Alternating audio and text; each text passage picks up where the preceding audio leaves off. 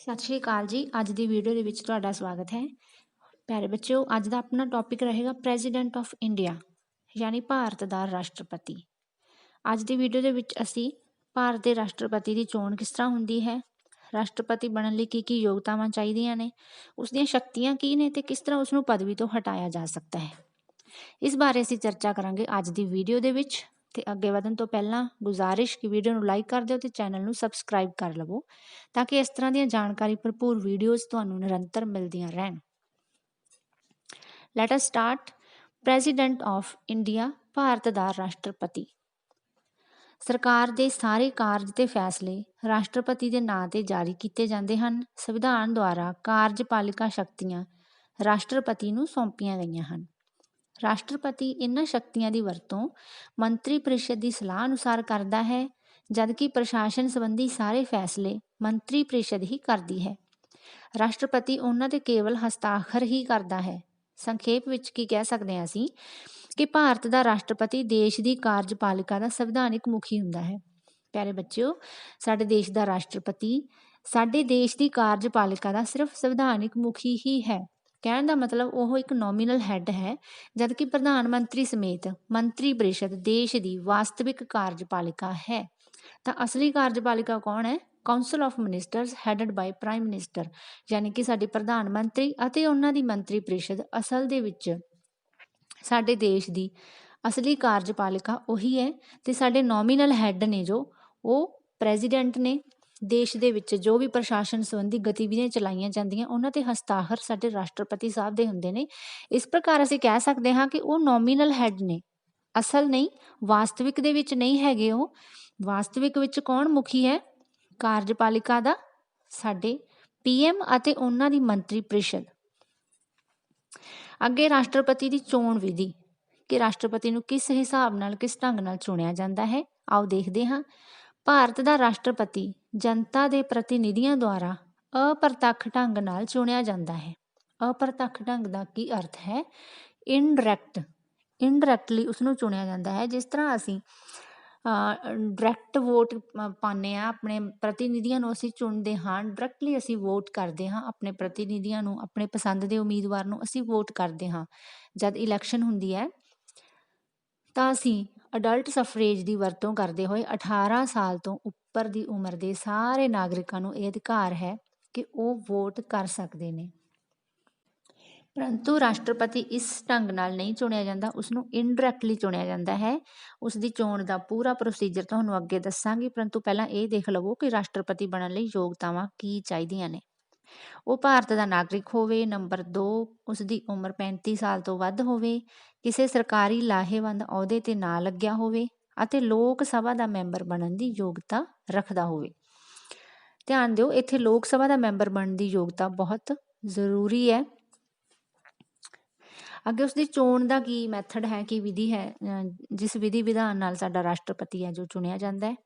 ਰਾਸ਼ਟਰਪਤੀ ਇੱਕ ਚੋਣ ਮੰਡਲ ਦੁਆਰਾ ਚੁਣਿਆ ਜਾਂਦਾ ਹੈ। ਚੋਣ ਮੰਡਲ ਵਿੱਚ ਸੰਸਦ ਦੇ ਦੋਹਾਂ ਸਦਨਾਂ ਦੇ ਚੁਣੇ ਹੋਏ ਮੈਂਬਰ ਅਤੇ ਰਾਜਾਂ ਦੀਆਂ ਵਿਧਾਨ ਸਭਾਵਾਂ ਦੇ ਚੁਣੇ ਹੋਏ ਮੈਂਬਰ ਸ਼ਾਮਿਲ ਹੁੰਦੇ ਹਨ। ਬੱਚਿਓ, ਚੋਣ ਮੰਡਲ ਹੁੰਦਾ ਇਲੈਕਟੋਰਲ ਕਾਲਜ। ਇਲੈਕਟੋਰਲ ਕਾਲਜ ਦਾ ਅਰਥ ਹੁੰਦਾ ਹੈ ਕਿ ਰਾਸ਼ਟਰਪਤੀ ਦੀ ਚੋਣ ਕਰਨ ਦੇ ਲਈ ਇੱਕ ਇਲੈਕਟੋਰਲ ਕਾਲਜ ਬਣਾ ਲਿਆ ਜਾਂਦਾ ਹੈ। ਜਿਸ ਤਰ੍ਹਾਂ ਅਸੀਂ PM ਦੀ ਚੋਣ ਕਰਦੇ ਹਾਂ ਉਸ ਤਰ੍ਹਾਂ ਨਹੀਂ, ਉਸ ਨਾਲੋਂ ਬਿਲਕੁਲ ਡਿਫਰੈਂਟ ਵਿਧੀ ਹੈ ਇਹ। PM ਦੀ ਚੋਣ ਕਿਸ ਤਰ੍ਹਾਂ ਹੁੰਦੀ ਹੈ? ਡਾਇਰੈਕਟ ਢੰਗ ਨਾਲ ਹੁੰਦੀ ਹੈ ਕਿ ਅਸੀਂ ਕੈਂਡੀਡੇਟਸ ਨੂੰ ਵੋਟ ਕਰਦੇ ਹਾਂ ਤੇ ਜਿਸ ਕੈਂਡੀਡੇਟ ਨੂੰ, ਜਿਸ ਪਾਰਟੀ ਨੂੰ ਬਹੁਮਤ ਪ੍ਰਾਪਤ ਹੋ ਜਾਂਦਾ ਹੈ ਉਹ ਆਪਣੀ ਸਰਕਾਰ ਬਣਾ ਲੈਂਦਾ ਹੈ। ਉਸ ਤੋਂ ਬਿਲਕੁਲ ਡਿਫਰੈਂਟ ਤਰੀਕਾ ਹੈ। ਇਸ ਨੂੰ ਤੁਸੀਂ ਧਿਆਨ ਨਾਲ ਸਮਝਣਾ ਤੇ ਸਮਝਣ ਦੇ ਵਿੱਚ ਕੋਈ ਕੁਤਾਹੀ ਨਹੀਂ ਕਰਨੀ ਹੈਗੀ ਬੇਟਾ। ਆਈ ਰਿਪੀਟ ਕਿ ਰਾਸ਼ਟਰਪਤੀ ਦੀ ਚੋਣ ਇਨਡਾਇਰੈਕਟ ਢੰਗ ਨਾਲ ਹੁੰਦੀ ਹੈ। ਇਨਡਾਇਰੈਕਟ ਮੀਨਸ ਲੋਕਾਂ ਦੁਆਰਾ ਸਿੱਧੀ ਵੋਟ ਪਾ ਕੇ ਉਸ ਨੂੰ ਨਹੀਂ ਚੁਣਿਆ ਜਾਂਦਾ, ਬਲਕਿ ਉਸ ਦੀ ਚੋਣ ਇੱਕ ਇਲੈਕਟੋਰਲ ਕਾਲਜ ਦੁਆਰਾ ਕੀਤੀ ਜਾਂਦੀ ਹੈ। ਆਓ ਦੇਖਦੇ ਹਾਂ ਇਸ ਇਲੈਕਟੋਰਲ ਕਾਲਜ ਦੇ ਵਿੱਚ ਕੌਣ-ਕੌਣ ਸ਼ਾਮਿਲ ਹੁੰਦੇ ਨੇ। ਪਾਰਲੀਮੈਂਟ ਦੇ ਦੋਹਾਂ ਸਦਨਾਂ ਦੇ ਚੁਣੇ ਹੋਏ ਮੈਂਬਰ। ਪਾਰਲੀਮੈਂਟ ਦੇ ਦੋਹੇ ਸਦਨ ਕੌਣ ਹੋਏ? ਲੋਕ ਸਭਾ ਅਤੇ ਰਾਜ ਸਭਾ ਦੇ ਸਿਰਫ ਚੁਣੇ ਹੋਏ ਮੈਂਬਰ। ਚੁਣੇ ਹੋਏ ਮੈਂਬਰ ਤੇ ਮੈਂ ਜ਼ੋਰ ਇਸ ਕਰਕੇ ਦੇ ਰਹੀ ਹਾਂ ਬੇਟਾ ਕਿਉਂਕਿ ਇਹਨਾਂ ਹਾਊਸਿਸ ਦੇ ਵਿੱਚ ਕੁਝ ਨੋਮੀਨੇਟਡ ਮੈਂਬਰਸ ਵੀ ਹੁੰਦੇ ਨੇ। ਪ੍ਰੀਵੀਅਸ ਵੀਡੀਓ ਦੇ ਵਿੱਚ ਆਪਾਂ ਦੇਖਿਆ ਸੀ ਕਿ ਲੋਕ ਸਭਾ ਦੇ ਵਿੱਚ ਤਾਂ ਖੈਰ ਨੋਮੀਨੇਸ਼ਨ ਹੁਣ ਖਤਮ ਕਰ ਦਿੱਤੀ ਗਈ ਹੈ। ਐਂਗਲੋ ਇੰਡੀਅਨਸ ਦੀ ਜੋ ਨੋਮੀਨੇਸ਼ਨ ਹੁੰਦੀ ਸੀ ਹੁਣ ਤੱਕ ਉਸਨੂੰ ਡਿਲੀਟ ਕਰ ਦਿੱਤਾ ਗਿਆ, ਹੁਣ ਹਾਲ ਦੀ ਘੜੀ ਉਸਨੂੰ ਖਤਮ ਕਰ ਦਿੱਤਾ ਗਿਆ। ਪਰੰਤੂ ਰਾਜ ਸਭਾ ਦੇ ਵਿੱਚ ਅਸੀਂ ਦੇਖਿਆ ਸੀ ਕਿ 12 ਮੈਂਬਰਾਂ ਦੀ ਨੋਮੀਨੇਸ਼ਨ ਹੁੰਦੀ ਹੈ ਰਾਸ਼ਟਰਪਤੀ ਦੁਆਰਾ, ਜਿਨ੍ਹਾਂ ਨੇ ਸਾਹਿਤ, ਕਲਾ ਜਾਂ ਸਮਾਜ ਸੇਵਾ ਦੇ ਖੇਤਰ ਵਿੱਚ ਕੋਈ ਚੰਗਾ ਕੰਮ ਕੀਤਾ ਹੋਵੇ ਤਾਂ ਉਹਨਾਂ ਨੂੰ ਰਾਸ਼ਟਰਪਤੀ ਨੋਮੀਨੇਟ ਕਰਦਾ ਹੈ ਰਾਜ ਸਭਾ ਦੇ ਵਿੱਚ। ਤਾਂ ਬੱਚਿਓ ਕੀ ਗੱਲ ਯਾਦ ਰੱਖਣੀ ਹੈ ਤੁਸੀਂ ਕਿ ਜਦੋਂ ਰਾਸ਼ਟਰਪਤੀ ਦੀ ਚੋਣ ਹੁੰਦੀ ਹੈ ਤਾਂ ਉਹ ਨੋਮੀਨੇਟਡ ਮੈਂਬਰ ਇਸ ਚੋਣ ਵਿੱਚ ਹਿੱਸਾ ਨਹੀਂ ਲੈਂਦੇ, ਉਹ ਇਸ ਚੋਣ ਤੋਂ ਬਾਹਰ ਰਹਿੰਦੇ ਨੇ। ਜੋ ਇਲੈਕਟੋਰਲ ਕਾਲਜ ਬਣਾਇਆ ਜਾਂਦਾ ਹੈ ਰਾਸ਼ਟਰਪਤੀ ਨੂੰ ਚੁਣਨ ਵਾਸਤੇ, ਉਸ ਇਲੈਕਟੋਰਲ ਕਾਲਜ ਤੋਂ ਇਹ ਨੋਮੀਨੇਟਡ ਮੈਂਬਰ ਬਾਹਰ ਰਹਿੰਦੇ ਨੇ। ਕੌਣ ਹਿੱਸਾ ਲੈਂਦੇ ਨੇ? ਸਿਰਫ ਚੁਣੇ ਹੋਏ ਮੈਂਬਰ, ਜਿਨ੍ਹਾਂ ਨੂੰ ਲੋਕਾਂ ਨੇ ਵੋਟ ਕਰਕੇ ਡਾਇਰੈਕਟਲੀ ਚੁਣ ਕੇ ਹਾਊਸਸ ਦੇ ਵਿੱਚ ਭੇਜਿਆ ਹੁੰਦਾ, ਆਪਣੀ ਰਿਪਰੈਜ਼ੈਂਟੇਟਿਵਨੈਸ ਦੇ ਲਈ ਭੇਜਿਆ ਹੁੰਦਾ, ਉਹੀ ਮੈਂਬਰ ਇਸ ਇਲੈਕਟੋਰਲ ਕਾਲਜ ਦੇ ਵਿੱਚ ਭਾਗ ਲੈਂਦੇ ਨੇ। ਆਈ ਹੋਪ ਕਿ ਤੁਹਾਨੂੰ ਇਹ ਕਲੀਅਰ ਹੋ ਗਿਆ ਹੋਣਾ। ਹੋਰ ਕਿਹੜੇ ਕਿਹੜੇ ਮੈਂਬਰ ਸ਼ਾਮਿਲ ਹੁੰਦੇ ਨੇ? ਰਾਜਾਂ ਦੀਆਂ ਵਿਧਾਨ ਸਭਾਵਾਂ ਦੇ ਚੁਣੇ ਹੋਏ ਮੈਂਬਰ। ਠੀਕ ਹੈ, ਰਾਜਾਂ ਦੀਆਂ ਵਿਧਾਨ ਸਭਾਵਾਂ ਮੀਨਜ਼ ਸਟੇਟਸ ਦੀ ਜੋ ਲੈਜਿਸਲੇਟਿਵ ਅਸੈਂਬਲੀ ਹੁੰਦੀ ਹੈ, ਉਹਨਾਂ ਦੇ ਵੀ ਚੁਣੇ ਹੋਏ ਮੈਂਬਰ ਇਸ ਕਾਲਜ ਦੇ ਵਿੱਚ ਭਾਗ ਲੈਂਦੇ ਨੇ, ਇਸ ਚੋਣ ਪ੍ਰਣਾਲੀ ਦੇ ਵਿੱਚ ਭਾਗ ਲੈਂਦੇ ਨੇ। ਬੱਚੋ ਲੈਜਿਸਲੇਟਿਵ ਅਸੈਂਬਲੀਜ਼ ਹੁੰਦੀਆਂ ਨੇ ਜੋ ਸਟੇਟਸ ਦੀਆਂ, ਜਿਸ ਤਰ੍ਹਾਂ ਕਿ ਸਾਡਾ ਪੰਜਾਬ ਰਾਜ ਹੈ, ਪੰਜਾਬ ਸਟੇਟ ਹੈ ਸਾਡਾ, ਤਾਂ ਲੈਜਿਸਲੇਟਿਵ ਅਸੈਂਬਲੀਜ਼ ਦੇ ਵਿੱਚ ਵੀ ਕੁਝ ਮੈਂਬਰਸ ਨੋਮੀਨੇਟ ਕੀਤੇ ਜਾਂਦੇ ਨੇ ਤੇ ਉਹਨਾਂ ਵਿੱਚੋਂ ਵੀ ਸਿਰਫ ਚੁਣੇ ਹੋਏ ਮੈਂਬਰ ਹੀ ਭਾਗ ਲੈਣਗੇ, ਜਿਨ੍ਹਾਂ ਨੂੰ ਲੋਕਾਂ ਨੇ ਵੋਟ ਕਰਕੇ ਚੁਣਿਆ, ਡਾਇਰੈਕਟਲੀ ਵੋਟ ਕਰਕੇ ਚੁਣਿਆ ਹੈ, ਉਹੀ ਮੈਂਬਰ ਰਾਸ਼ਟਰਪਤੀ ਦੀ ਚੋਣ ਦੇ ਵਿੱਚ ਹਿੱਸਾ ਲੈਣਗੇ। ਸੰਸਦ ਦੇ ਇੱਕ ਮੈਂਬਰ ਅਤੇ ਵਿਧਾਨ ਸਭਾ ਦੇ ਇੱਕ ਮੈਂਬਰ ਦੀਆਂ ਵੋਟਾਂ ਦੀ ਸੰਖਿਆ ਸੰਵਿਧਾਨ ਦੁਆਰਾ ਨਿਸ਼ਚਿਤ ਫਾਰਮੂਲੇ ਦੁਆਰਾ ਨਿਸ਼ਚਿਤ ਕੀਤੀ ਜਾਂਦੀ ਹੈ। ਬੇਟਾ ਇੰਨਾ ਡੀਪਲੀ ਆਪਾਂ ਨੂੰ ਜਾਣ ਦੀ ਕੋਈ ਜ਼ਰੂਰਤ ਨਹੀਂ, ਸਾਨੂੰ ਸਿਰਫ ਇੰਨਾ ਪਤਾ ਹੋਣਾ ਚਾਹੀਦਾ ਕਿ ਰਾਸ਼ਟਰਪਤੀ ਦੀ ਚੋਣ ਜਿਹੜਾ ਇਲੈਕਟੋਰਲ ਕਾਲਜ ਕਰਦਾ ਉਹਦੇ ਵਿੱਚ ਕੌਣ ਕੌਣ ਸ਼ਾਮਿਲ ਹੁੰਦੇ ਨੇ। ਠੀਕ ਹੈ, ਉਹਨਾਂ ਮੈਂਬਰਾਂ ਦੀ ਵੋਟ ਦੀ ਕੀ ਕੀਮਤ ਹੈ ਜਾਂ ਕਿਸ ਤਰ੍ਹਾਂ ਉਹਨਾਂ ਦੀ ਵੋਟ ਦੀ ਇੱਕ ਫਾਰਮੂਲਾ ਹੈ, ਮੈਂ ਤੁਹਾਨੂੰ ਸਮਝਾ ਦੇਵਾਂਗੀ ਆਉਣ ਵਾਲੀਆਂ ਅਪਕਮਿੰਗ ਵੀਡੀਓਜ਼ ਦੇ ਵਿੱਚ। ਆਪਾਂ ਇੱਕ ਇਸ 'ਤੇ ਸਪੈਸ਼ਲ ਵੀਡੀਓਜ਼ ਲੈ ਲਵਾਂਗੇ, ਪਰੰਤੂ ਇੱਥੇ ਆਪਾਂ ਨੂੰ ਇੰਨਾ ਡੀਪਲੀ ਜਾਣ ਦੀ ਕੋਈ ਜ਼ਰੂਰਤ ਨਹੀਂ ਹੈ। ਇਹ ਚੋਣ ਅਨੁਪਾਤਿਕ ਪ੍ਰਤੀਨਿਧਤਾ ਦੇ ਸਿਧਾਂਤ ਅਨੁਸਾਰ ਕੀਤੀ ਜਾਂਦੀ ਹੈ। ਅਨੁਪਾਤਿਕ ਪ੍ਰਤੀਨਿਧਤਾ ਨੂੰ ਕੀ ਕਿਹਾ ਜਾਂਦਾ ਹੈ? ਪ੍ਰੋਪੋਰਸ਼ਨਲ ਰਿਪਰੈਜ਼ੈਂਟੇਸ਼ਨ ਵੀ ਕਿਹਾ ਜਾਂਦਾ ਹੈ ਇਸ ਮੈਥਡ ਨੂੰ। ਤੇ ਇਸ ਦੇ ਵਿੱਚ ਵੋਟ ਕਿਸ ਤਰ੍ਹਾਂ ਕੀਤੀ ਜਾਂਦੀ ਹੈ? Single transferable vote. ਕਹਿਣ ਦਾ ਮਤਲਬ, ਉਦਾਹਰਣ ਵਜੋਂ ਜਿਸ ਤਰ੍ਹਾਂ 3 ਕੈਂਡੀਡੇਟ ਖੜੇ ਹੋਏ ਨੇ ਰਾਸ਼ਟਰਪਤੀ ਦੀ ਚੋਣ ਦੇ ਲਈ, ਮੰਨ ਲਓ A, B ਅਤੇ C 3 ਕੈਂਡੀਡੇਟ ਨੇ ਜੋ ਉਹ ਰਾਸ਼ਟਰਪਤੀ ਦੀ ਚੋਣ ਦੇ ਲਈ ਖੜੇ ਹੋਏ ਨੇ ਤੇ ਉਹਨਾਂ ਨੂੰ ਵੋਟ ਕਰਨ ਦੇ ਵੇਲੇ ਜਦ ਤੁਸੀਂ ਇਲੈਕਟੋਰਲ ਕਾਲਜ ਦੇ ਮੈਂਬਰਸ ਉਹਨਾਂ ਨੂੰ ਵੋਟ ਕਰਦੇ ਨੇ ਤਾਂ ਉਹ ਆਪਣੀ ਪਹਿਲੀ ਤਰਜੀਹ ਕਿਸ ਨੂੰ ਦੇਣਾ ਚਾਹੁੰਦੇ ਨੇ, ਦੂਜੀ ਤਰਜੀਹ ਕਿਸ ਨੂੰ ਦੇਣਾ ਚਾਹੁੰਦੇ ਆ, ਤੀਜੀ ਤਰਜੀਹ ਕਿਸ ਨੂੰ ਦਿੰਦੇ ਨੇ। ਇਸ ਹਿਸਾਬ ਤੇ ਉਹ ਬੈਲਟ ਪੇਪਰ ਦੇ ਉੱਪਰ ਆਪਣੀ ਵੋਟ ਕਰਦੇ ਨੇ। A, B, C 3 ਕੈਂਡੀਡੇਟਸ ਦੇ ਵਿੱਚੋਂ ਸਪੋਜ਼ ਕਰੋ ਮੈਂ ਚਾਹੁੰਦੀ ਹਾਂ ਕਿ B ਪ੍ਰੈਜ਼ੀਡੈਂਟ ਬਣੇ, ਤਾਂ ਮੈਂ ਆਪਣੀ ਪਹਿਲੀ ਤਰਜੀਹ ਕਿਸ ਨੂੰ ਦੇਵਾਂਗੀ? B ਨੂੰ। ਉੱਥੇ ਮੈਂ ਲਿਖਾਂਗੀ 1, ਦੂਸਰੀ ਤਰਜੀਹ A ਨੂੰ ਹੈ ਤਾਂ ਉੱਥੇ ਲਿਖੋਗੇ 2, ਤੀਜੀ ਤਰਜੀਹ C ਨੂੰ ਹੈ ਤਾਂ ਉੱਥੇ ਲਿਖੋਗੇ 3। ਆਈ ਹੋਪ ਤੁਸੀਂ ਸਮਝ ਗਏ ਹੋਵੋਗੇ ਕਿ ਸਿੰਗਲ ਟਰਾਂਸਫਰੇਬਲ ਵੋਟ ਪ੍ਰੈਫਰੈਂਸ ਦੇ ਆਧਾਰ 'ਤੇ ਵੋਟਾਂ ਪਾਈਆਂ ਜਾਂਦੀਆਂ ਨੇ, ਬਾਅਦ ਦੇ ਵਿੱਚ ਉਹਨਾਂ ਦੀ ਗਿਣਤੀ ਕਰਕੇ ਇੱਕ ਕੈਂਡੀਡੇਟ ਦੀ ਸਿਲੈਕਸ਼ਨ ਹੋ ਜਾਂਦੀ ਹੈ ਐਜ਼ ਏ ਪ੍ਰੈਜ਼ੀਡੈਂਟ। ਅੱਗੇ ਪ੍ਰੈਜ਼ੀਡੈਂਟ ਦਾ ਕਾਰਜਕਾਲ ਜਾਂ ਟੈਨਿਓਰ ਕਿੰਨਾ ਹੁੰਦਾ ਹੈ? ਰਾਸ਼ਟਰਪਤੀ ਦਾ ਕਾਰਜਕਾਲ 5 ਸਾਲ ਹੁੰਦਾ ਹੈ। ਉਮੀਦਵਾਰ ਰਾਸ਼ਟਰਪਤੀ ਦੇ ਪਦ ਲਈ ਦੂਜੀ ਵਾਰ ਵੀ ਚੋਣ ਲੜ ਸਕਦਾ ਹੈ, ਭਾਵ ਰਾਸ਼ਟਰਪਤੀ ਦੁਬਾਰਾ ਵੀ ਰਾਸ਼ਟਰਪਤੀ ਬਣ ਸਕਦਾ ਹੈ ਜੇਕਰ ਉਹ ਚੁਣਿਆ ਜਾਵੇ ਤਾਂ। ਕਹਿਣ ਦਾ ਮਤਲਬ ਕਿ ਲਗਾਤਾਰ 10 ਸਾਲ ਦੇ ਲਈ ਜਾਂ ਉਸ ਤੋਂ ਜ਼ਿਆਦਾ ਵਾਰ ਵੀ ਸਾਡੇ ਦੇਸ਼ ਵਿੱਚ ਇਹ ਪ੍ਰਾਵਧਾਨ ਹੈ ਸੰਵਿਧਾਨ ਵਿੱਚ ਕੀਤਾ ਗਿਆ ਕਿ ਸਾਡੇ ਦੇਸ਼ ਦਾ ਜੋ ਰਾਸ਼ਟਰਪਤੀ ਹੈ ਜੋ ਇੱਕ ਵਾਰ ਇਲੈਕਟ ਹੋ ਗਿਆ, ਦੂਸਰੀ ਵਾਰ ਫਿਰ ਉਹ ਚੋਣ ਦੇ ਵਿੱਚ ਖੜਾ ਹੋ ਗਿਆ, ਅਗਲੀ ਵਾਰ ਵੀ ਉਹ ਜਿੱਤ ਗਿਆ ਤਾਂ ਉਹ ਰਿਪੀਟਡਲੀ ਰਾਸ਼ਟਰਪਤੀ ਬਣ ਸਕਦਾ ਹੈ। ਇੱਦਾਂ ਦੀ ਕੋਈ ਐਗਜ਼ੈਂਪਸ਼ਨ ਨਹੀਂ ਹੈਗੀ ਕਿ ਦੁਬਾਰਾ ਨਹੀਂ ਚੁਣਿਆ ਜਾ ਸਕਦਾ। ਸਾਡੇ ਸੰਵਿਧਾਨ ਦੇ ਵਿੱਚ ਇਹ ਪ੍ਰੋਵੀਜ਼ਨ ਹੈ ਕਿ ਉਸਨੂੰ ਦੁਬਾਰਾ ਵੀ ਚੁਣਿਆ ਜਾ ਸਕਦਾ ਹੈ। ਰਾਸ਼ਟਰਪਤੀ ਤੇ ਸੰਵਿਧਾਨ ਦੀ ਉਲੰਘਣਾ ਕਰਨ ਤੇ ਮਹਾਦੋਸ਼ ਦਾ ਮੁਕੱਦਮਾ ਚਲਾ ਕੇ ਉਸਨੂੰ ਨਿਸ਼ਚਿਤ ਸਮੇਂ ਤੋਂ ਪਹਿਲਾਂ ਉਸਦੀ ਪਦਵੀ ਤੋਂ ਹਟਾਇਆ ਜਾ ਸਕਦਾ ਹੈ। ਮਹਾਦੋਸ਼ ਹੁੰਦਾ ਹੈ ਇੰਪੀਚਮੈਂਟ, ਸੁਪੋਜ਼ ਰਾਸ਼ਟਰਪਤੀ ਸੰਵਿਧਾਨ ਦੇ ਨਿਯਮਾਂ ਦੀ ਪਾਲਣਾ ਨਹੀਂ ਕਰ ਰਿਹਾ ਜਾਂ ਉਹ ਇਨਕੈਪੈਸਿਟੀ ਦੇ ਵਿੱਚ ਕੰਮ ਕਰ ਰਿਹਾ, ਆਪਣੇ ਅਹੁਦੇ ਦੇ ਅਨੁਸਾਰ ਕੰਮ ਨਹੀਂ ਕਰ ਰਿਹਾ, ਤਾਂ ਉਸ 'ਤੇ ਇੰਪੀਚਮੈਂਟ ਚਲਾ ਕੇ ਉਸਨੂੰ ਆਪਣੀ ਪਦਵੀ ਤੋਂ ਹਟਾਇਆ ਜਾ ਸਕਦਾ ਹੈ, ਜਿਸ ਨੂੰ ਪੰਜਾਬੀ ਦੇ ਵਿੱਚ ਕਿਹਾ ਜਾਂਦਾ ਹੈ ਮਹਾਦੋਸ਼ ਦਾ ਮੁਕੱਦਮਾ। ਤਨਖਾਹ, ਰਾਸ਼ਟਰਪਤੀ ਨੂੰ 5 ਲੱਖ ਰੁਪਏ ਮਹੀਨਾ ਤਨਖਾਹ ਮਿਲਦੀ ਹੈ ਅਤੇ ਰਿਹਾਇਸ਼ ਲਈ ਉਸਨੂੰ ਰਾਸ਼ਟਰਪਤੀ ਭਵਨ ਮਿਲਦਾ ਹੈ ਅਤੇ ਸੇਵਾ ਮੁਕਤ ਹੋਣ ਤੋਂ ਬਾਅਦ ਉਸਨੂੰ ਨਿਯਮਾਂ ਅਨੁਸਾਰ ਪੈਨਸ਼ਨ ਵੀ ਮਿਲਦੀ ਹੈ। ਅੱਗੇ ਰਾਸ਼ਟਰਪਤੀ ਦੀਆਂ ਪਾਵਰਸ ਦੇਖ ਲੈਂਦੇ ਹਾਂ। ਐਕਸੀਕਿਊਟਿਵ ਪਾਵਰਸ, ਲੈਜਿਸਲੇਟਿਵ ਪਾਵਰਸ ਅਤੇ ਫਾਈਨੈਂਸ਼ੀਅਲ ਪਾਵਰਸ। ਕਾਰਜਕਾਰੀ ਸ਼ਕਤੀਆਂ ਮਤਲਬ ਐਗਜ਼ੀਕਿਊਟਿਵ ਪਾਵਰਸ, ਵਿਧਾਨਿਕ ਸ਼ਕਤੀਆਂ ਮਤਲਬ ਲੈਜਿਸਲੇਟਿਵ ਪਾਵਰਸ ਅਤੇ ਵਿੱਤੀ ਸ਼ਕਤੀਆਂ ਮਤਲਬ ਫਾਈਨੈਂਸ਼ੀਅਲ ਪਾਵਰਸ। ਸਭ ਤੋਂ ਪਹਿਲਾਂ ਦੇਖਦੇ ਹਾਂ ਕਾਰਜਕਾਰੀ ਸ਼ਕਤੀਆਂ। ਰਾਸ਼ਟਰਪਤੀ ਸੰਘ ਦਾ ਸਰਵਉੱਚ ਕਾਰਜਪਾਲਕ ਹੈ। ਸੰਵਿਧਾਨ ਵੱਲੋਂ ਸੰਘ ਦੀਆਂ ਸਮੁੱਚੀਆਂ ਕਾਰਜਕਾਰੀ ਸ਼ਕਤੀਆਂ ਉਸਨੂੰ ਸੌਂਪੀਆਂ ਗਈਆਂ ਹਨ। ਰਾਸ਼ਟਰਪਤੀ ਲੋਕ ਸਭਾ ਵਿੱਚ ਬਹੁਮਤ ਦਲ ਦੇ ਨੇਤਾ ਭਾਵ ਲੋਕ ਸਭਾ ਵਿੱਚ ਬਹੁਮਤ ਪ੍ਰਾਪਤ ਨੇਤਾ ਨੂੰ ਦੇਸ਼ ਦਾ ਪ੍ਰਧਾਨ ਮੰਤਰੀ ਨਿਯੁਕਤ ਕਰਦਾ ਹੈ। ਪ੍ਰਧਾਨ ਮੰਤਰੀ ਦੀ ਸਿਫਾਰਿਸ਼ ਤੇ ਬਾਕੀ ਦੇ ਮੰਤਰੀਆਂ ਦੀ ਨਿਯੁਕਤੀ ਕਰਦਾ ਹੈ। ਮੰਤਰੀ ਪ੍ਰੀਸ਼ਦ ਰਾਸ਼ਟਰਪਤੀ ਦੀ ਇੱਛਾ ਅਨੁਸਾਰ ਹੀ ਅਹੁਦੇ ਤੇ ਰਹਿ ਸਕਦਾ ਹੈ, ਪਰ ਅਸਲ ਵਿੱਚ ਮੰਤਰੀ ਪ੍ਰੀਸ਼ਦ ਲੋਕ ਸਭਾ ਦਾ ਵਿਸ਼ਵਾਸ ਪ੍ਰਾਪਤ ਕਰਨ ਤੱਕ ਹੀ ਅਹੁਦੇ ਤੇ ਰਹਿੰਦੀ ਹੈ। ਭਾਰਤ ਦਾ ਅਟਾਰਨੀ ਜਨਰਲ, ਕੰਪਟਰੋਲਰ ਤੇ ਆਡੀਟਰ ਜਨਰਲ, ਮੁੱਖ ਚੋਣ ਕਮਿਸ਼ਨਰ ਤੇ ਚੋਣ ਕਮਿਸ਼ਨਰ, ਯੂਨੀਅਨ ਪਬਲਿਕ ਲੋਕ ਸੇਵਾ ਆਯੋਗ ਦੇ ਚੇਅਰਮੈਨ ਤੇ ਮੈਂਬਰਸ, ਸੁਪਰੀਮ ਕੋਰਟ ਅਤੇ ਹਾਈ ਕੋਰਟ ਦੇ ਜੱਜ ਅਤੇ ਮੁੱਖ ਜੱਜ, ਰਾਜਾਂ ਦੇ ਰਾਜਪਾਲ, ਕੇਂਦਰੀ ਖੇਤਰਾਂ ਦੇ ਉਪ ਰਾਜਪਾਲ, ਦੇਸ਼ਾਂ ਵਿਦੇਸ਼ਾਂ ਵਿੱਚ ਰਾਜਦੂਤ ਆਦਿ ਉੱਚ ਅਧਿਕਾਰੀਆਂ ਦੀ ਨਿਯੁਕਤੀ ਰਾਸ਼ਟਰਪਤੀ ਹੀ ਕਰਦਾ ਹੈ। ਦੂਜੇ ਦੇਸ਼ਾਂ ਦੇ ਰਾਜਦੂਤ ਆਪਣਾ ਪ੍ਰਮਾਣ ਪੱਤਰ ਰਾਸ਼ਟਰਪਤੀ ਨੂੰ ਪੇਸ਼ ਕਰਨ ਉਪਰੰਤ ਹੀ ਭਾਰਤ ਵਿੱਚ ਵਸ ਸਕਦੇ ਹਨ। ਅਗਲੀ ਗੱਲ ਹੈ, ਰਾਸ਼ਟਰਪਤੀ ਭਾਰਤੀ ਸੈਨਾ ਦਾ ਸੁਪਰੀਮ ਕਮਾਂਡਰ ਹੁੰਦਾ ਹੈ। ਸੈਨਾਪਤੀਆਂ ਅਤੇ ਜਰਨੈਲਾਂ ਦੀਆਂ ਨਿਯੁਕਤੀਆਂ ਅਤੇ ਤਬਾਦਲੇ ਵੀ ਰਾਸ਼ਟਰਪਤੀ ਹੀ ਕਰਦਾ ਹੈ। ਸ਼ਾਂਤੀ ਅਤੇ ਯੁੱਧ ਦਾ ਐਲਾਨ ਵੀ ਰਾਸ਼ਟਰਪਤੀ ਦੁਆਰਾ ਹੀ ਕੀਤਾ ਜਾ ਸਕਦਾ ਹੈ। ਹਾਂਜੀ ਬੱਚਿਓ, ਸਮਝ ਆਈ।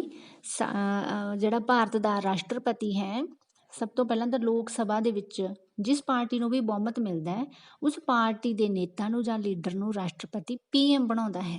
ਸਾਡੇ ਦੇਸ਼ ਦਾ ਪ੍ਰਧਾਨ ਮੰਤਰੀ ਬਣਾਉਂਦਾ ਹੈ। ਜਿਸ ਪਾਰਟੀ ਨੂੰ ਚੋਣਾਂ ਦੇ ਵਿੱਚ ਬਹੁਮਤ ਹਾਸਲ ਹੋਇਆ ਹੋਵੇ, ਉਸ ਪਾਰਟੀ ਦੇ ਨੇਤਾ ਨੂੰ PM ਜਾਂ ਪ੍ਰਧਾਨ ਮੰਤਰੀ ਬਣਾਉਂਦਾ ਹੈ ਅਤੇ ਉਸ ਤੋਂ ਬਾਅਦ ਮੰਤਰੀ ਪ੍ਰੀਸ਼ਦ ਦੀ ਨਿਯੁਕਤੀ ਵੀ ਰਾਸ਼ਟਰਪਤੀ ਹੀ ਕਰਦਾ ਹੈ।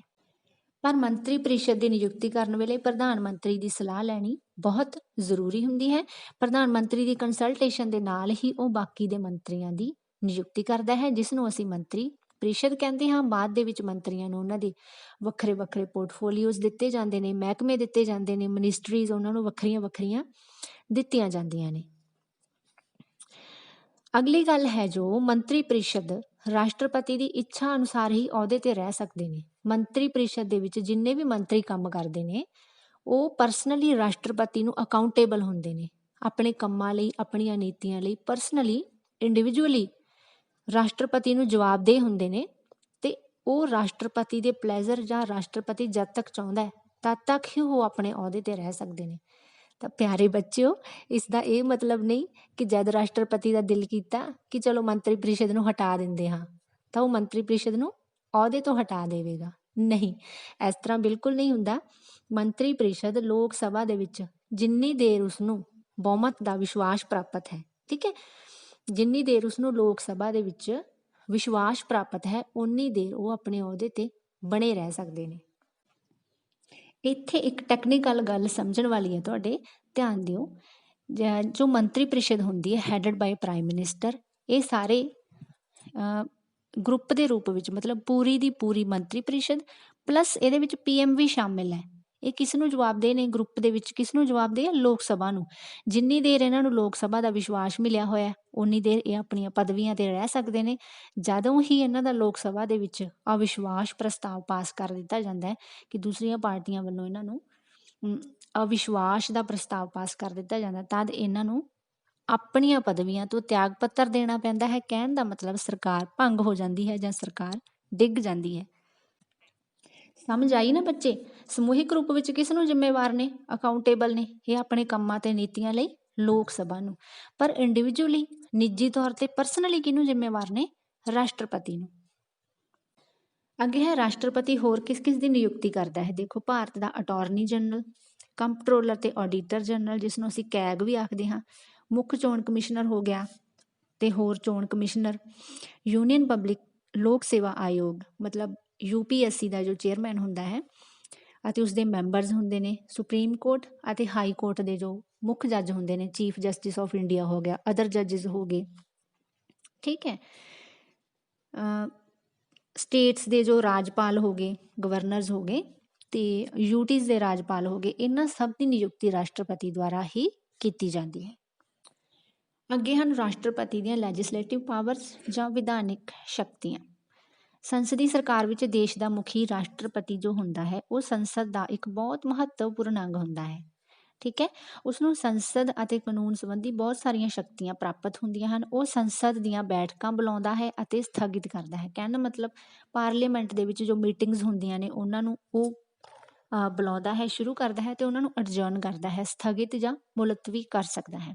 ਸੰਸਦ ਦੁਆਰਾ ਜਿੰਨੇ ਵੀ ਬਿੱਲ ਪਾਸ ਕੀਤੇ ਜਾਂਦੇ ਨੇ, ਰਾਸ਼ਟਰਪਤੀ ਦੇ ਹਸਤਾਖਰ ਹੋਣ ਤੋਂ ਬਾਅਦ ਹੀ ਕਾਨੂੰਨ ਬਣਦੇ ਨੇ। ਜਿੰਨੀ ਦੇਰ ਰਾਸ਼ਟਰਪਤੀ ਦੇ ਹਸਤਾਖਰ ਨਹੀਂ ਹੋ ਜਾਂਦੇ, ਉਨੀ ਦੇਰ ਉਹ ਬਿੱਲ ਹੀ ਹੁੰਦੇ ਨੇ। ਜਦੋਂ ਉਹਨਾਂ ਤੇ ਰਾਸ਼ਟਰਪਤੀ ਦੀ ਐਸੈਂਟ ਮਿਲ ਜਾਂਦੀ ਹੈ, ਹਸਤਾਖਰ ਹੋ ਜਾਂਦੇ ਨੇ, ਦੈਨ ਉਹ ਕਾਨੂੰਨ ਬਣ ਜਾਂਦੇ ਨੇ। ਅੱਗੇ ਹੈ ਬੇਟਾ, ਰਾਸ਼ਟਰਪਤੀ ਦੇ ਕੋਲ ਅਗਰ ਕੋਈ ਬਿੱਲ ਪਾਰਲੀਮੈਂਟ ਦੁਆਰਾ ਪਾਸ ਕਰਕੇ ਭੇਜਿਆ ਜਾਂਦਾ ਹੈ, ਪਰੰਤੂ ਰਾਸ਼ਟਰਪਤੀ ਨੂੰ ਲੱਗਦਾ ਹੈ ਕਿ ਨਹੀਂ, ਇਹ ਬਿੱਲ ਠੀਕ ਨਹੀਂ ਹੈਗਾ, ਇਹਦੀਆਂ ਧਾਰਾਵਾਂ ਨੇ ਜੋ ਕੁਛ ਉਹਨੂੰ ਨਹੀਂ ਪਸੰਦ ਹੈਗੀਆਂ, ਤਾਂ ਉਹ ਵਾਪਸ ਪਾਰਲੀਮੈਂਟ ਦੇ ਕਿਸੇ ਵੀ ਹਾਊਸ ਕੋਲ ਜਿਸ ਤੋਂ ਉਹ ਪਾਸ ਹੋ ਕੇ ਆਇਆ ਹੈ ਬਿੱਲ, ਉੱਥੇ ਉਹ ਵਾਪਸ ਭੇਜ ਸਕਦਾ ਹੈ। ਪ੍ਰੈਜ਼ੀਡੈਂਟ ਉਸ ਬਿੱਲ ਨੂੰ ਵਾਪਸ ਭੇਜ ਸਕਦਾ ਹੈ, ਮਤਲਬ ਆਪਣੇ ਹਸਤਾਖਰ ਕੀਤੇ ਬਿਨਾਂ ਉਸ ਬਿੱਲ ਨੂੰ ਵਾਪਸ ਭੇਜ ਸਕਦਾ ਹੈ, ਠੀਕ ਹੈ। ਪਰੰਤੂ ਇੱਕ ਗੱਲ ਯਾਦ ਰੱਖਣੀ ਕਿ ਉਹ ਅਜਿਹਾ ਸਿਰਫ ਇੱਕ ਵਾਰ ਹੀ ਕਰ ਸਕਦਾ ਹੈ, ਵਾਰ-ਵਾਰ ਨਹੀਂ, ਕਿ ਵਾਰ-ਵਾਰ ਸੰਸਦ ਨੇ ਬਿੱਲ ਭੇਜਿਆ ਤੇ ਉਹ ਹਰ ਵਾਰੀ ਉਸਨੂੰ ਵਾਪਸ ਮੋੜ ਦੇਵੇਗਾ। ਨੋ, ਬਿਲਕੁਲ ਵੀ ਨਹੀਂ। ਉਹ ਇੱਕ ਵਾਰ ਹੀ ਬਿੱਲ ਨੂੰ ਵਾਪਸ ਭੇਜ ਸਕਦਾ ਹੈ। ਜੇਕਰ ਦੁਬਾਰਾ ਬਿੱਲ ਫੇਰ ਆ ਜਾਂਦਾ ਹੈ ਤਾਂ ਉਸਨੂੰ ਹਰ ਹਾਲਤ ਦੇ ਵਿੱਚ ਆਪਣੀ ਐਸੈਂਟ ਦੇਣੀ ਪਵੇਗੀ। ਕਹਿਣ ਦਾ ਮਤਲਬ ਦੂਸਰੀ ਵਾਰ ਉਸਨੂੰ ਆਪਣੇ ਹਸਤਾਖਰ ਕਰਨੇ ਹੀ ਪੈਣਗੇ। ਅਗਲੀ ਗੱਲ ਜੋ ਹੈ ਵੈਰੀ ਵੈਰੀ ਇੰਪੋਰਟੈਂਟ ਆਰਡੀਨੈਂਸ ਬਾਰੇ ਹੈ। ਰਾਸ਼ਟਰਪਤੀ ਆਰਡੀਨੈਂਸ ਕਦੋਂ ਜਾਰੀ ਕਰ ਸਕਦਾ ਹੈ? ਜਦੋਂ ਸੰਸਦ ਭਾਵ ਸਾਡੀ ਪਾਰਲੀਮੈਂਟ ਦੀ ਕੋਈ ਮੀਟਿੰਗ ਨਾ ਹੋ ਰਹੀ ਹੋਵੇ, ਕੋਈ ਇਜਲਾਸ ਨਾ ਚੱਲ ਰਿਹਾ ਹੋਵੇ, ਠੀਕ ਹੈ। ਪਾਰਲੀਮੈਂਟ ਜੋ ਹੈ ਉਹ ਮਿਲ ਨਾ ਰਹੀ ਹੋਵੇ, ਮਤਲਬ ਕੋਈ ਇਜਲਾਸ ਉੱਥੇ ਨਾ ਚੱਲ ਰਿਹਾ ਹੋਵੇ ਤੇ ਕੋਈ ਇਹੋ ਜਿਹੀ ਕੋਈ ਪਾਲਿਸੀ, ਕੋਈ ਇਹੋ ਜਿਹੀ ਨੀਤੀ ਬਣਾਉਣੀ ਹੈ, ਕੋਈ ਪਬਲਿਕ ਇੰਟਰਸਟ ਦਾ ਕੋਈ ਮੈਟਰ ਹੈ, ਕੋਈ ਅਰਜੈਂਟ ਮੈਟਰ ਹੈ, ਤਾਂ ਉਸਦੇ ਉੱਪਰ ਪ੍ਰੈਜ਼ੀਡੈਂਟ ਆਰਡੀਨੈਂਸ ਬਣਾ ਸਕਦਾ ਹੈ। ਪਰੰਤੂ ਇੱਕ ਗੱਲ ਇਹਦੇ ਵਿੱਚ ਤੁਸੀਂ ਯਾਦ ਰੱਖਣੀ ਹੈ ਕਿ ਇਹ ਆਰਡੀਨੈਂਸ ਜੋ ਹੈ ਸਿਰਫ 6 ਮਹੀਨਿਆਂ ਦੇ ਲਈ ਹੀ ਵੈਲਿਡ ਹੁੰਦਾ ਹੈ। 6 ਮਹੀਨਿਆਂ ਤੋਂ ਬਾਅਦ ਇਹ ਆਰਡੀਨੈਂਸ ਐਕਸਪਾਇਰ ਹੋ ਜਾਂਦਾ ਹੈ। 6 ਮਹੀਨਿਆਂ ਦੇ ਅੰਦਰ ਅੰਦਰ ਜਦੋਂ ਸੰਸਦ ਦੀ ਦੁਬਾਰਾ ਬੈਠਕ ਹੁੰਦੀ ਹੈ ਤਾਂ ਉਸ ਦੇ ਵਿੱਚ ਇਸ ਨੂੰ ਪ੍ਰਵਾਨਗੀ ਮਿਲਣੀ ਜ਼ਰੂਰੀ ਹੈ। ਜੇਕਰ ਸੰਸਦ ਵਿੱਚ ਇਸ ਨੂੰ ਪ੍ਰਵਾਨ ਨਹੀਂ ਕੀਤਾ ਜਾਂਦਾ ਤਾਂ ਇਹ ਆਪਣੇ ਆਪ ਲੈਪਸ ਹੋ ਜਾਂਦਾ ਹੈ। ਕਹਿਣ ਦਾ ਮਤਲਬ ਇਹ ਖਤਮ ਹੋ ਜਾਂਦਾ ਹੈ, ਠੀਕ ਹੈ ਬੱਚੋ। ਆਰਡੀਨੈਂਸ ਜੋ ਹੈ ਰਾਸ਼ਟਰਪਤੀ ਦੁਆਰਾ ਆਰਡੀਨੈਂਸ ਜਾਰੀ ਕੀਤਾ ਜਾਂਦਾ ਹੈ ਤਾਂ ਉਹ 6 ਮਹੀਨਿਆਂ ਦੇ ਲਈ ਉਸਦੀ ਵੈਲਿਡਿਟੀ ਹੁੰਦੀ ਹੈ ਅਤੇ ਜਦੋਂ ਸੰਸਦ ਦਾ ਇਜਲਾਸ ਸ਼ੁਰੂ ਹੋ ਗਿਆ ਤਾਂ ਉਸਦੀ ਵੈਲਿਡਿਟੀ 6 ਹਫ਼ਤਿਆਂ ਦੀ ਹੀ ਰਹਿ ਜਾਂਦੀ ਹੈ। ਸਮਝ ਗਏ ਨਾ ਮੇਰੀ ਗੱਲ, ਕਿ ਸੰਸਦ ਦੇ ਜਿਹੜੇ 2 ਇਜਲਾਸ ਹੁੰਦੇ ਆ ਉਹਨਾਂ ਦੇ ਵਿੱਚ ਮੈਕਸੀਮਮ 6 ਮਹੀਨੇ ਦਾ ਸਮਾਂ ਹੁੰਦਾ ਹੈ ਕਿ ਵਿਦਿਨ 6 ਮੰਥਸ ਉਹਨਾਂ ਨੇ ਮਿਲਣਾ ਹੁੰਦਾ, ਮੀਟਿੰਗਸ ਕਰਨੀਆਂ ਹੁੰਦੀਆਂ, ਇਜਲਾਸ ਬੁਲਾਉਣਾ ਹੁੰਦਾ, ਠੀਕ ਹੈ। ਜਦੋਂ ਉਹ ਮੀਟਿੰਗ ਕਰਦੇ ਨੇ, ਸੰਸਦ ਦੇ ਦੋਨੋਂ ਹਾਊਸ ਮਿਲਦੇ ਨੇ ਆਪਸ ਦੇ ਵਿੱਚ, ਤਾਂ ਜੇਕਰ ਪਾਰਲੀਮੈਂਟ ਦੇ ਵਿੱਚ ਉਹ ਆਰਡੀਨੈਂਸ ਨੂੰ ਠੀਕ ਸਮਝ ਲਿਆ ਜਾਂਦਾ ਹੈ, ਪ੍ਰਵਾਨ ਕਰ ਲਿਆ ਜਾਂਦਾ ਹੈ ਤਾਂ ਠੀਕ ਹੈ।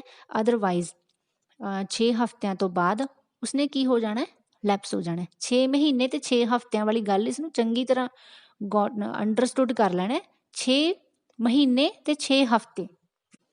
ਆਈ ਰਿਪੀਟ ਵੰਸ ਅਗੇਨ ਕਿ ਜਿੰਨੀ ਦੇਰ ਸੰਸਦ ਦਾ ਇਜਲਾਸ ਨਹੀਂ ਚੱਲਦਾ, ਠੀਕ ਹੈ, ਸੰਸਦ ਦਾ ਇਜਲਾਸ ਸ਼ੁਰੂ ਨਹੀਂ ਹੁੰਦਾ, ਤਦ ਤੱਕ ਤਾਂ ਇਸ ਦੀ ਵੈਲਿਡਿਟੀ 6 ਮਹੀਨੇ ਹੈ। ਪਰੰਤੂ ਜਦ ਸੰਸਦ ਦਾ ਇਜਲਾਸ ਸ਼ੁਰੂ ਹੋ ਗਿਆ, ਮੰਨ ਲਓ ਅੱਜ ਹੀ ਸੰਸਦ ਦਾ ਇਜਲਾਸ ਅੱਜ ਹੀ ਸ਼ੁਰੂ ਹੋਇਆ, ਤਾਂ ਇਸ ਦੀ ਵੈਲਿਡਿਟੀ ਹੈ ਜੋ 6 ਹਫ਼ਤੇ ਖਤਮ ਹੋਣ ਤੋਂ ਪਹਿਲਾਂ ਪਹਿਲਾਂ ਖਤਮ ਹੋ ਜਾਵੇਗੀ। 6 ਹਫ਼ਤਿਆਂ ਤੋਂ ਜ਼ਿਆਦਾ ਦਾ ਜੇਕਰ ਸਮਾਂ ਹੋ ਜਾਂਦਾ ਹੈ ਤਾਂ ਇਸ ਨੂੰ ਵੈਲਿਡ ਨਹੀਂ ਸਮਝਿਆ ਜਾਵੇਗਾ। ਆਈ ਹੋਪ ਕਿ ਤੁਹਾਨੂੰ ਇਹ ਗੱਲ ਸਮਝ ਲੱਗ ਗਈ ਹੋਵੇਗੀ। ਅੱਗੇ ਹੈ ਫਾਈਨੈਂਸ਼ੀਅਲ ਪਾਵਰਸ ਆਫ ਪ੍ਰੈਜ਼ੀਡੈਂਟ। ਰਾਸ਼ਟਰਪਤੀ ਜੋ ਹੁੰਦਾ ਹੈ ਉਹ ਸੰਸਦ ਦੇ ਸਾਹਮਣੇ ਸਰਕਾਰ ਦਾ ਸਾਲਾਨਾ ਵਿੱਤੀ ਵੇਰਵਾ ਪੇਸ਼ ਕਰਦਾ ਹੈ, ठीक है। ਰਾਸ਼ਟਰਪਤੀ ਬਜਟ ਤਿਆਰ ਕਰਵਾ ਕੇ ਸੰਸਦ ਦੇ ਸਾਹਮਣੇ ਪੇਸ਼ ਕਰਵਾਉਂਦਾ ਹੈ। ਬਜਟ ਵਿੱਚ ਸਰਕਾਰ ਦੇ ਖਰਚੇ ਅਤੇ ਆਮਦਨ ਦੀ ਸੰਭਾਵਿਤ ਰਾਸ਼ੀ ਸ਼ਾਮਿਲ ਹੁੰਦੀ ਹੈ। ਰਾਸ਼ਟਰਪਤੀ ਦੀ ਅਗੇਤਰੀ ਪ੍ਰਵਾਨਗੀ ਤੋਂ ਬਾਅਦ ਹੀ ਜੋ ਵਿੱਤ ਬਿੱਲ ਹੁੰਦਾ ਉਹ ਲੋਕ ਸਭਾ ਦੇ ਵਿੱਚ ਪੇਸ਼ ਕੀਤਾ ਜਾ ਸਕਦਾ। ਇੱਕ ਮਨੀ ਬਿੱਲ ਹੁੰਦਾ ਬੇਟਾ, ਜਿਸ ਤਰ੍ਹਾਂ ਆਪਣੇ ਹੋਰ ਵੀ ਬਹੁਤ ਤਰ੍ਹਾਂ ਦੇ ਬਿੱਲ ਹੈ ਜੋ ਕਾਨੂੰਨ ਹੈ ਉਹ ਬਣਾਏ ਜਾਂਦੇ ਨੇ, ਪਰੰਤੂ ਉਹਨਾਂ ਵਿੱਚ ਇੱਕ ਹੁੰਦਾ ਹੈ ਮਨੀ ਬਿੱਲ ਜੋ ਰੁਪਏ ਪੈਸੇ ਨਾਲ ਫਾਈਨੈਂਸ ਨਾਲ ਸੰਬੰਧਿਤ ਹੁੰਦਾ ਹੈ। ਉਹ ਸਿਰਫ ਲੋਕ ਸਭਾ ਦੇ ਵਿੱਚ ਹੀ ਪੇਸ਼ ਕੀਤਾ ਜਾ ਸਕਦਾ ਹੈ। ਠੀਕ ਹੈ, ਜਿਸ ਨੂੰ ਤੁਸੀਂ ਪੰਜਾਬੀ ਦੇ ਵਿੱਚ ਕਹਿ ਲਓਗੇ ਵਿੱਤ ਬਿੱਲ। ਠੀਕ ਹੈ, ਵਿੱਤ ਬਿੱਲ ਜੋ ਹੁੰਦਾ ਹੈ ਉਸਨੂੰ ਮਨੀ ਬਿੱਲ ਵੀ ਕਹਿੰਦੇ ਹਾਂ। ਉਹ ਸਿਰਫ ਲੋਕ ਸਭਾ ਦੇ ਵਿੱਚ ਹੀ ਪੇਸ਼ ਕੀਤਾ ਜਾ ਸਕਦਾ ਹੈ ਅਤੇ ਲੋਕ ਸਭਾ ਦੇ ਵਿੱਚ ਇੰਟਰੋਡਿਊਸ ਕਰਨ ਤੋਂ ਪਹਿਲਾਂ ਰਾਸ਼ਟਰਪਤੀ ਦੀ ਪ੍ਰਵਾਨਗੀ ਲੈਣੀ ਬਹੁਤ ਜ਼ਰੂਰੀ ਹੈ। ਜੇਕਰ ਰਾਸ਼ਟਰਪਤੀ ਉਸਨੂੰ ਪ੍ਰਵਾਨਗੀ ਦੇ ਦਿੰਦਾ ਹੈ, ਆਪਣੇ ਹਸਤਾਖਰ ਕਰ ਦਿੰਦਾ ਹੈ, ਉਸ ਤੋਂ ਬਾਅਦ ਉਸਨੂੰ ਲੋਕ ਸਭਾ ਦੇ ਵਿੱਚ ਇੰਟਰੋਡਿਊਸ ਕੀਤਾ ਜਾਵੇ। ਸੈਕੰਡਲੀ ਕੀ ਹੈ, ਰਾਸ਼ਟਰਪਤੀ ਜੋ ਹੈ ਉਹ consolidated fund of India, ਕੰਟੀਨਜੈਂਸੀ fund of India ਦੇ ਵਿੱਚੋਂ ਧਨ ਰਾਸ਼ੀ ਕੱਢ ਸਕਦਾ ਹੈ, ਅਮਾਊਂਟ ਕੱਢ ਸਕਦਾ ਹੈ, ਪਰ ਇਸ ਲਈ ਸੰਸਦ ਦੀ ਪ੍ਰਵਾਨਗੀ ਲੈਣੀ ਜ਼ਰੂਰੀ ਹੁੰਦੀ ਹੈ। ਬੇਟਾ ਕੰਟੀਨਜੈਂਸੀ ਫੰਡ ਇੱਕ ਅਜਿਹਾ ਫੰਡ ਹੁੰਦਾ ਹੈ, ਕਈ ਵਾਰੀ ਦੇਸ਼ ਦੇ ਉੱਪਰ ਕੋਈ ਅਚਨਚੇਤ ਵਿਪਤਾ ਆਣ ਪੈਂਦੀ ਹੈ, ਜਿਸ ਤਰ੍ਹਾਂ ਤੁਸੀਂ ਲਗਾ ਲਓ ਕਰੋਨਾ ਕਾਲ ਹੀ ਲਗਾ ਲਓ ਕਿ ਜਿਸ ਤਰ੍ਹਾਂ ਇੱਕ ਇਹ ਅਣਦੱਸੀ ਜਿਹੀ ਵਿਪਤਾ ਅਨਐਕਸਪੈਕਟਡਲੀ ਆਣ ਪਈ ਹੈ ਦੇਸ਼ ਦੇ ਉੱਪਰ, ਤਾਂ ਕੰਟੀਨਜੈਂਸੀ ਫੰਡ ਦੇ ਵਿੱਚੋਂ ਸਰਕਾਰ ਹੈ ਜੋ ਉਹ ਇੱਕ ਨਿਸ਼ਚਿਤ ਪ੍ਰੋਪਰ ਚੈਨਲ ਦੇ ਦੁਆਰਾ ਉਸ ਦੇ ਵਿੱਚੋਂ ਅਮਾਊਂਟ ਕੱਢ ਕੇ ਵਰਤ ਸਕਦੀ ਹੈ। ਅੱਗੇ ਹੈ ਜੁਡੀਸ਼ੀਅਲ ਪਾਵਰਸ। ਸੰਵਿਧਾਨ ਵੱਲੋਂ ਰਾਸ਼ਟਰਪਤੀ ਨੂੰ ਕੁਝ ਜੁਡੀਸ਼ੀਅਲ ਪਾਵਰਸ ਵੀ ਦਿੱਤੀਆਂ ਗਈਆਂ ਹਨ। ਰਾਸ਼ਟਰਪਤੀ ਦੇ ਕਾਰਜਕਾਲ ਦੌਰਾਨ ਕਿਸੇ ਵੀ ਅਦਾਲਤ ਵਿੱਚ ਉਸ ਦੇ ਵਿਰੁੱਧ ਮੁਕੱਦਮਾ ਨਹੀਂ ਚਲਾਇਆ ਜਾ ਸਕਦਾ। ਠੀਕ ਹੈ, ਰਾਸ਼ਟਰਪਤੀ ਕਿਸੇ ਵੀ ਅਪਰਾਧੀ ਦੀ ਸਜ਼ਾ ਨੂੰ ਘੱਟ ਵੀ ਕਰ ਸਕਦਾ ਹੈ, ਬਿਲਕੁਲ ਮਾਫ ਵੀ ਕਰ ਸਕਦਾ ਹੈ, ਜੇਕਰ ਉਸਨੂੰ ਮਹਿਸੂਸ ਹੁੰਦਾ ਹੈ ਕਿ ਕੋਈ ਜਨਤਕ ਮਹੱਤਵ ਪਬਲਿਕ ਇੰਟਰਸਟ ਦਾ ਕੋਈ ਮੈਟਰ ਹੈ, ਠੀਕ ਹੈ, ਜਾਂ ਕੋਈ ਕਾਨੂੰਨੀ ਮਹੱਤਵ ਦਾ ਕੋਈ ਪ੍ਰਸ਼ਨ ਉਤਪੰਨ ਹੋ ਗਿਆ, ਤਾਂ ਉਹ ਸੁਪਰੀਮ ਕੋਰਟ ਤੋਂ ਐਡਵਾਈਸ ਵੀ ਲੈ ਸਕਦਾ ਹੈ। ਕਹਿਣ ਦਾ ਮਤਲਬ ਸੁਪਰੀਮ ਕੋਰਟ ਤੋਂ ਸਲਾਹ ਲੈ ਸਕਦਾ ਹੈ, ਪਰੰਤੂ ਸੁਪਰੀਮ ਕੋਰਟ ਦੁਆਰਾ ਜੋ ਸਲਾਹ ਦਿੱਤੀ ਜਾਂਦੀ ਹੈ ਇਹ ਮੈਂਡੇਟਰੀ ਨਹੀਂ ਹੁੰਦਾ ਕਿ ਉਹ ਰਾਸ਼ਟਰਪਤੀ ਮੰਨੇ। ਜੇਕਰ ਉਸਨੂੰ ਸਲਾਹ ਚੰਗੀ ਲੱਗੇ ਤਾਂ ਮੰਨ ਸਕਦਾ, ਅਦਰਵਾਈਜ਼ ਉਹ ਨਾ ਵੀ ਮੰਨੇ ਤਾਂ ਕੋਈ ਜ਼ਰੂਰੀ ਨਹੀਂ ਹੁੰਦਾ। ਰਾਸ਼ਟਰਪਤੀ ਸੁਪਰੀਮ ਕੋਰਟ ਦੇ ਮੁੱਖ ਜੱਜ ਦੀ ਨਿਯੁਕਤੀ ਕਰਦਾ ਹੈ ਅਤੇ ਉਸਦੀ ਸਲਾਹ ਨਾਲ ਬਾਕੀ ਦੇ ਜੱਜਾਂ ਨੂੰ ਨਿਯੁਕਤ ਕਰਦਾ ਹੈ। ਇਸ ਤੋਂ ਇਲਾਵਾ ਸਟੇਟਸ ਦੀਆਂ ਹਾਈ ਕੋਰਟਸ ਹੁੰਦੀਆਂ ਨੇ ਜੋ ਉਹਨਾਂ ਦੇ ਮੁੱਖ ਜੱਜਾਂ ਦੀ ਨਿਯੁਕਤੀ ਹੋਗੀ, ਕਿਸ ਦੀ ਸਲਾਹ ਨਾਲ ਕਰੇਗਾ? ਰਾਜ ਦੇ ਗਵਰਨਰ ਦੀ ਸਲਾਹ ਨਾਲ। ਇਸ ਤੋਂ ਇਲਾਵਾ ਹਾਈ ਕੋਰਟ ਦੇ ਬਾਕੀ ਜੱਜਾਂ ਦੀ ਨਿਯੁਕਤੀ ਉਹ ਭਾਰਤ ਦੇ ਮੁੱਖ ਜੱਜ, ਰਾਜ ਦੇ ਮੁੱਖ ਜੱਜ ਅਤੇ ਗਵਰਨਰ ਦੀ ਸਲਾਹ ਨਾਲ ਕਰਦਾ ਹੈ। ਇਹ ਤਾਂ ਸੀ ਜੁਡੀਸ਼ੀਅਲ ਪਾਵਰਸ। ਦੈਨ ਹੁਣ ਲਾਸਟ ਦੇ ਵਿੱਚ ਹੈਗੀਆਂ ਨੇ ਐਮਰਜੈਂਸੀ ਪਾਵਰਸ। ਮਨੁੱਖੀ ਜੀਵਨ ਵਾਂਗ ਦੇਸ਼ ਦੇ ਜੀਵਨ ਵਿੱਚ ਵੀ ਸੰਕਟ ਆ ਸਕਦਾ ਹੈ। ਅਜਿਹੀ ਸਥਿਤੀ ਨਾਲ ਨਜਿੱਠਣ ਲਈ ਭਾਰਤੀ ਸੰਵਿਧਾਨ ਵਿੱਚ ਪ੍ਰਬੰਧ ਕੀਤਾ ਗਿਆ ਹੈ। ਸੰਕਟਕਾਲੀਨ ਹਾਲਾਤ ਦੇਸ਼ ਦੇ ਬਾਹਰਲੇ ਹਮਲੇ ਜਾਂ ਅੰਦਰੂਨੀ ਹਥਿਆਰਬੰਦ ਵਿਦਰੋਹ ਵੀ ਹੋ ਸਕਦਾ ਹੈ। ਸਾਡੇ ਦੇਸ਼ ਵਿੱਚ ਸੰਵਿਧਾਨ ਦੁਆਰਾ ਰਾਸ਼ਟਰਪਤੀ ਨੂੰ ਸੰਕਟਕਾਲੀਨ ਸ਼ਕਤੀਆਂ ਸੌਂਪੀਆਂ ਗਈਆਂ ਹਨ। ਰਾਸ਼ਟਰਪਤੀ ਇਹਨਾਂ ਸ਼ਕਤੀਆਂ ਦੀ ਵਰਤੋਂ ਮੰਤਰੀ ਪਰਿਸ਼ਦ ਦੀ ਸਲਾਹ ਅਨੁਸਾਰ ਅਤੇ ਸੰਸਦ ਦੀ ਪ੍ਰਵਾਨਗੀ ਨਾਲ ਕਰਦਾ ਹੈ। ਠੀਕ ਹੈ, 3 ਪ੍ਰਕਾਰ ਦੀਆਂ ਸੰਕਟਕਾਲੀਨ ਸ਼ਕਤੀਆਂ ਰਾਸ਼ਟਰਪਤੀ ਨੂੰ ਦਿੱਤੀਆਂ ਗਈਆਂ ਨੇ। ਸਭ ਤੋਂ ਪਹਿਲੀ ਹੈ ਰਾਸ਼ਟਰੀ ਸੰਕਟ ਜਾਂ ਨੈਸ਼ਨਲ ਐਮਰਜੈਂਸੀ, ਅਗਲੀ ਹੈ ਕੌਂਸਟੀਟਿਊਸ਼ਨਲ ਐਮਰਜੈਂਸੀ ਅਤੇ ਥਰਡ ਹੈ ਫਾਈਨੈਂਸ਼ੀਅਲ ਐਮਰਜੈਂਸੀ। ਪਹਿਲੀ ਹੈ ਨੈਸ਼ਨਲ ਐਮਰਜੈਂਸੀ। ਜਦੋਂ ਰਾਸ਼ਟਰਪਤੀ ਨੂੰ ਲੱਗੇ ਕਿ ਦੇਸ਼ ਤੇ ਹਮਲੇ ਜਾਂ ਯੁੱਧ ਜਾਂ ਹਥਿਆਰਬੰਦ ਵਿਦਰੋਹ ਹੋ ਸਕਦਾ ਹੈ ਅਤੇ ਦੇਸ਼ ਦੀ ਏਕਤਾ ਅਤੇ ਅਖੰਡਤਾ ਨੂੰ ਖਤਰਾ ਪੈਦਾ ਹੋ ਸਕਦਾ ਹੈ, ਤਾਂ ਉਹ ਸਾਰੇ ਦੇਸ਼ ਵਿੱਚ ਨੈਸ਼ਨਲ ਐਮਰਜੈਂਸੀ ਲਗਾ ਸਕਦਾ ਹੈ। ਅਜਿਹੇ ਸਮੇਂ ਵਿੱਚ ਜੋ ਨਾਗਰਿਕਾਂ ਦੇ ਮੌਲਿਕ ਅਧਿਕਾਰ ਹੁੰਦੇ ਆ ਉਹਨਾਂ ਨੂੰ ਸਥਗਿਤ ਕੀਤਾ ਜਾ ਸਕਦਾ ਹੈ। ਪਰੰਤੂ ਆਰਟੀਕਲ 20 ਅਤੇ ਆਰਟੀਕਲ 21 ਦੇ ਵਿੱਚ ਜੋ ਸਾਨੂੰ ਮੌਲਿਕ ਅਧਿਕਾਰ ਦਿੱਤੇ ਗਏ ਨੇ ਉਹਨਾਂ ਨੂੰ ਕਦੇ ਵੀ ਸਥਗਿਤ ਨਹੀਂ ਕੀਤਾ ਜਾ ਸਕਦਾ। ਅੱਗੇ ਹੈ ਕੌਂਸਟੀਟਿਊਸ਼ਨਲ ਐਮਰਜੈਂਸੀ। ਇਸ ਨੂੰ ਅਸੀਂ ਸਟੇਟ ਐਮਰਜੈਂਸੀ ਵੀ ਕਹਿੰਦੇ ਹਾਂ। ਜੇਕਰ ਰਾਸ਼ਟਰਪਤੀ ਨੂੰ ਰਾਜਪਾਲ ਦੁਆਰਾ ਭੇਜੀ ਗਈ ਰਿਪੋਰਟ ਦੇ ਵਿੱਚ ਇਹ ਪਤਾ ਲੱਗੇ ਕਿ ਰਾਜ ਵਿੱਚ ਸੰਵਿਧਾਨਕ ਮਸ਼ੀਨਰੀ ਫੇਲ ਹੋ ਗਈ ਹੈ, ਕਿਸੇ ਪਾਰਟੀਕੂਲਰ ਸਟੇਟ ਦੇ ਵਿੱਚ ਰਾਜ ਦੇ ਸ਼ਾਸਨ ਨੂੰ ਸੰਵਿਧਾਨ ਅਨੁਸਾਰ ਨਹੀਂ ਚਲਾਇਆ ਜਾ ਰਿਹਾ, ਤਾਂ ਉਹ ਅਜਿਹੇ ਪਾਰਟੀਕੂਲਰ ਸਟੇਟ ਦੇ ਵਿੱਚ ਆਪਣਾ ਸਟੇਟ ਐਮਰਜੈਂਸੀ ਲਗਾ ਸਕਦਾ, ਜਿਸ ਨੂੰ ਅਸੀਂ ਪ੍ਰੈਜ਼ੀਡੈਂਟ ਰੂਲ ਵੀ ਕਹਿੰਦੇ ਹਾਂ। ਤਾਂ ਇਸ ਸਥਿਤੀ ਵਿੱਚ ਜਿਹੜੀ ਹੈਗੀ ਆ ਉਹ ਸਟੇਟ ਦੀ ਗਵਰਨਮੈਂਟ ਭੰਗ ਹੋ ਜਾਂਦੀ ਹੈ ਤੇ ਪ੍ਰਸ਼ਾਸਨ ਸਾਰਾ ਕਿਸ ਦੇ ਹੱਥਾਂ ਵਿੱਚ ਆ ਜਾਂਦਾ ਹੈ? ਰਾਜਪਾਲ ਰਾਸ਼ਟਰਪਤੀ ਦੇ ਨਾਂ ਤੇ ਪ੍ਰਸ਼ਾਸਨ ਚਲਾਉਂਦਾ ਹੈ ਅਤੇ ਸੰਸਦ ਰਾਜ ਲਈ ਕਾਨੂੰਨਾਂ ਦਾ ਨਿਰਮਾਣ ਕਰਦੀ ਹੈ। ਠੀਕ ਹੈ, ਪਾਰਲੀਮੈਂਟ ਕੋਲੇ ਪਾਵਰ ਆ ਜਾਂਦੀ ਹੈ ਕਿ ਉਸ ਸਟੇਟ ਦੇ ਲਈ ਉਹ ਕਾਨੂੰਨ ਬਣਾ ਸਕਦੀ ਹੈ। ਫਾਈਨੈਂਸ਼ੀਅਲ ਐਮਰਜੈਂਸੀ, ਜੇਕਰ ਦੇਸ਼ ਦੀ ਆਰਥਿਕ ਸਥਿਤੀ ਅਜਿਹੀ ਹੋਵੇ ਕਿ ਆਰਥਿਕ ਸਥਿਰਤਾ ਲਈ ਖਤਰਾ ਪੈਦਾ ਹੋ ਜਾਵੇ ਤਾਂ ਰਾਸ਼ਟਰਪਤੀ ਜੋ ਹੈਗਾ ਉਹ ਫਾਈਨੈਂਸ਼ੀਅਲ ਐਮਰਜੈਂਸੀ ਦੀ ਘੋਸ਼ਣਾ ਕਰ ਸਕਦਾ ਹੈ। ਜੇਕਰ ਨੈਸ਼ਨਲ ਆਪਣਾ ਫਾਈਨੈਂਸ਼ੀਅਲ ਐਮਰਜੈਂਸੀ ਲੱਗ ਜਾਵੇ ਤਾਂ ਜਿੰਨੇ ਵੀ ਸਰਕਾਰੀ ਕਰਮਚਾਰੀ ਹੈ ਦੇਸ਼ ਦੇ, ਠੀਕ ਹੈ, ਸੁਪਰੀਮ ਕੋਰਟ ਅਤੇ ਹਾਈ ਕੋਰਟ ਦੇ ਜੱਜ ਨੇ, ਉਹਨਾਂ ਦੇ ਤਨਖਾਹ ਜਾਂ ਭੱਤੇ ਜੋ ਹੈਗੇ ਨੇ ਉਹਨਾਂ ਨੂੰ ਘੱਟ ਵੀ ਕੀਤਾ ਜਾ ਸਕਦਾ ਹੈ ਅਤੇ ਕੁਝ ਸਮੇਂ ਲਈ ਉਹਨਾਂ ਨੂੰ ਰੋਕਿਆ ਵੀ ਜਾ ਸਕਦਾ ਹੈ। ਅਤੇ ਰਾਜ ਵਿਧਾਨ ਸਭਾਵਾਂ ਦੁਆਰਾ ਪਾਸ ਕੀਤੇ ਧਨ ਬਿੱਲ ਰਾਸ਼ਟਰਪਤੀ ਦੀ ਮਨਜ਼ੂਰੀ ਲਈ ਭੇਜੇ ਜਾਂਦੇ ਹਨ। ਰਾਜਾਂ ਵਿਚਕਾਰ ਆਮਦਨ ਦੀ ਜੋ ਸਧਾਰਨ ਵੰਡ ਕਰਨੀ ਹੁੰਦੀ ਹੈ ਉਸ ਦੇ ਵਿੱਚ ਵੀ ਰਾਸ਼ਟਰਪਤੀ ਦੀ ਇੱਕ ਬਹੁਤ ਵੱਡੀ ਭੂਮਿਕਾ ਹੁੰਦੀ ਹੈ। ਬੱਚੋ, ਇਹ ਤਾਂ ਸਾਨੂੰ ਰਾਸ਼ਟਰਪਤੀ ਦੀਆਂ ਸ਼ਕਤੀਆਂ। ਅੱਜ ਦੀ ਵੀਡੀਓ ਦੇ ਵਿੱਚ ਅਸੀਂ ਦੇਖਿਆ ਕਿ ਰਾਸ਼ਟਰਪਤੀ ਦੀ ਚੋਣ ਕਿਸ ਤਰ੍ਹਾਂ ਕੀਤੀ ਜਾਂਦੀ ਹੈ, ਰਾਸ਼ਟਰਪਤੀ ਦੀ ਚੋਣ ਲੜਨ ਦੇ ਲਈ ਕੀ ਕੀ ਯੋਗਤਾਵਾਂ ਚਾਹੀਦੀਆਂ ਨੇ ਅਤੇ ਰਾਸ਼ਟਰਪਤੀ ਕੋਲ ਕਿਹੜੀਆਂ-ਕਿਹੜੀਆਂ ਸ਼ਕਤੀਆਂ ਨੇ। ਆਈ ਹੋਪ ਕਿ ਤੁਹਾਨੂੰ ਇਹ ਕਨਸੈਪਟ ਬਹੁਤ ਅੱਛੀ ਤਰ੍ਹਾਂ ਕਲੀਅਰ ਹੋ ਗਿਆ ਹੋਵੇਗਾ। ਜੇਕਰ ਵੀਡੀਓ ਅੱਛੀ ਲੱਗੀ ਤਾਂ ਲਾਈਕ ਕਰ ਦੇਣਾ। ਮਿਲਦੇ ਹਾਂ ਅਗਲੀ ਵੀਡੀਓ ਦੇ ਵਿੱਚ। Good bye.